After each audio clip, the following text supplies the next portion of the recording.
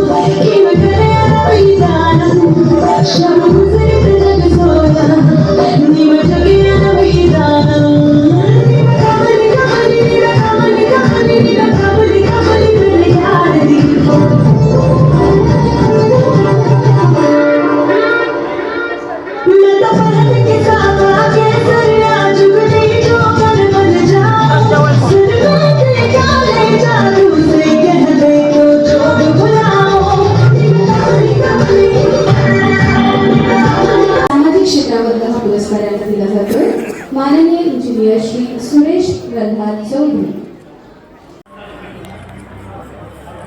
यानंतर श्रीमती वैशाली माधवराव, या एक शिक्षिका आहेत, उत्कृष्ट लेखिका आणि त्याचबरोबर सामाजिक क्षेत्रात देखील त्यांचं आपण कर्तृत्व बघतोय।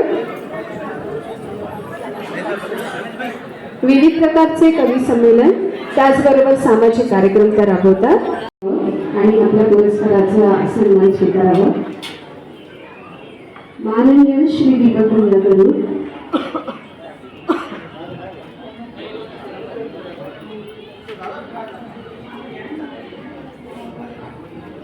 यानंतर माननीय संगीता शीर्षा भट्ट, सामाजिक क्षेत्रात यांचं उल्लेखनीय कार्य आहे। त्यांना मी विनंती करते की त्यांनी देखील मंचावरती उपस्थित व्हावं। माननीय संगीता शीर्षा सामाजिक क्षेत्रात आपला हा पुरस्कार प्राप्त झालेला आहे। सामाजिक क्षेत्रामध्ये आपल्या कार्याचा ठसा उमटवणारे खंडोजी तुकाराम मोरे आपण केलेल्या उत्कृष्ट माननीय श्री प्रभाकर चौहान सर, अभिनेता, चित्रपट क्षेत्रात